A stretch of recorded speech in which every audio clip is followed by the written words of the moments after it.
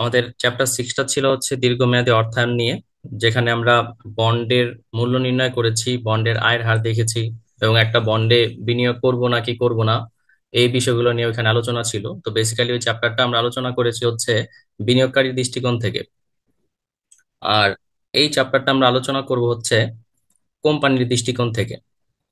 অর্থাৎ একটা কোম্পানি তার যে দীর্ঘমেয়াদী অর্থায়ন করে থাকে, দীর্ঘমেয়াদী অর্থায়ন করে থাকে বিভিন্ন উৎস থেকে। তো বিভিন্ন উৎস থেকে তার এই দীর্ঘমেয়াদী অর্থায়ন করতে হলে গড়ে যে ব্যয়গুলো হয়, সেই ব্যয়গুলা কি মূলত মূলধন ব্যয় বলে, এবং সেই ব্যয়গুলা কিভাবে নির্ণয় করতে হয় সেগুলা নিয়ে মূলত আমাদের এই চ্যাপ্টারের মূল আলোচনা।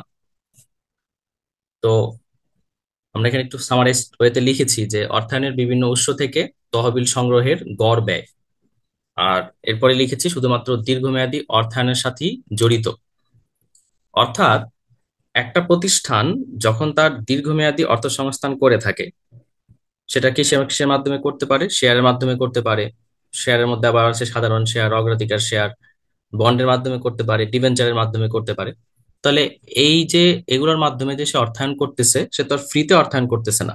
এর বিনিময় মূল্য অবশ্যই আছে, বা এর এর জন্য তাকে কিছু খরচ করতে হয়। যেমন শেয়ারের এগেনস্টে তাকে শেয়ার হোল্ডারদেরকে লভ্যাংশ দিতে হচ্ছে। বন্ডের এগেনস্টে বন্ড হোল্ডারদেরকে সুদ দিতে হচ্ছে। তাহলে এই যে লভ্যাংশ, সুদ, এগুলো হচ্ছে গিয়ে একটা কোম্পানির খরচ বা মূলধন ব্যয়।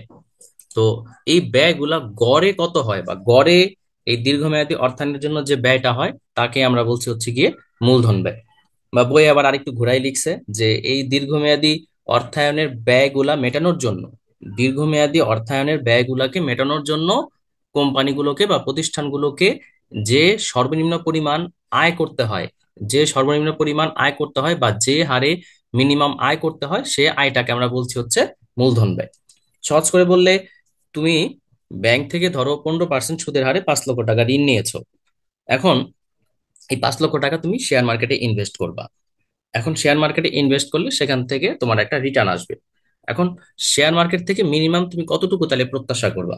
মিনিমাম আমি প্রত্যাশা করবো সেখান থেকে 15%। কেননা শেয়ার মার্কেট থেকে মিনিমাম যদি 15% না পাই আমি, আমি কিন্তু ওই ব্যাংক ঋণের যে 15% সুদ আছে সেটা কিন্তু আমি পরিশোধ করতে পারবো না। এই জন্য বইয়ে অনেক জায়গায় এই মূলধনী ব্যয়টাকে আবার আয়ের হারের দৃষ্টিকোণ থেকেও সংজ্ঞায়িত করা হয়েছে, যে একটা কোম্পানি সর্বনিম্ন যে প্রয়োজনীয় আয়ের হার আছে, সর্বনিম্ন যে প্রয়োজনীয় আয়ের হার আছে তাকে বলা হয় হচ্ছে গিয়ে মূলধন ব্যয়।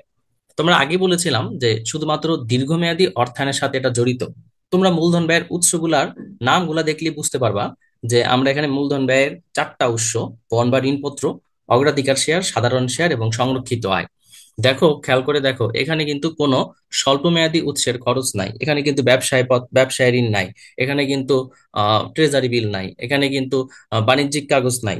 এখানে কিন্তু বেতন নাই। এখানে কিন্তু মজুরি নাই। তার মানে কি, আমার এই মূলধন ব্যয় নির্ণয়ে কোনো প্রকার স্বল্প মেয়াদী খরচ অন্তর্ভুক্ত হবে না। এটা হচ্ছে গিয়ে চ্যাপ্টারের একটা বেসিক ইনফরমেশন বা বেসিক জিনিস, যে মূলধন ব্যয় টোটালি ডিল করে হচ্ছে দীর্ঘমেয়াদী অর্থায়ন নিয়ে। তো এই 4টা উৎস আমরা মূলত এই চ্যাপ্টারে, এই 4টা উৎসের ব্যয় কিভাবে বের করতে হয় সেটা আগে শিখবো। দেন এই 4টা উৎস নিয়ে, 4টা উৎসের ব্যয়গুলা নিয়ে আমরা গড় ব্যয় বের করব, যেটাকে আমরা বলি হচ্ছে সংক্ষেপে WACC, অর্থাৎ weighted average cost of capital. যেটা আমাদের এই চ্যাপ্টারের মূল আলোচ্য বিষয়, বা মূলধন ব্যয় বলতে আমরা এই WACC কি বুঝে থাকি, গড় মূলধন ব্যয়, সেটা আমরা বের করব। 9-10-এ হয়তো অনেকেই করেছো, বা অনেকে আবার বাদ দিয়েছো। যাই হোক, সেখানে যা করার করেছো, আমরা এখানে ডিটেলসে জিনিসগুলা শিখবো। তো শুরুতেই এই সামারিতেই আমরা বলে দিয়েছি এই 3টা, বিশেষ করে অগ্রাধিকার শেয়ার বাদে বাকি যে 3টা উৎস আছে, 3টা উৎসের কিছু তথ্য। এর মধ্যে এই যে বন্ড বা ঋণপত্র, এটা হচ্ছে মূলধন ব্যয়ের সবচেয়ে কম ব্যয়যুক্ত উৎস। অর্থাৎ ঋণের মাধ্যমে যদি কেউ অর্থায়ন করে, সেখানে ব্যয় সবচেয়ে কম হবে অন্য উৎসগুলোর তুলনায়। আর সবচেয়ে বেশি ব্যয়যুক্ত উৎস হচ্ছে সাধারণ শেয়ার। আর সংরক্ষিত আয়, এর সাথে সুযোগ ব্যয় জড়িত থাকে। কিভাবে থাকে, কিভাবে কম, কিভাবে বেশি, এগুলা যখন আমরা প্রত্যেকটার ইন্ডিভিজুয়ালি ব্যয়গুলা বের করব, তখন আমরা টাইম টু টাইম জিনিসগুলা শিখবো।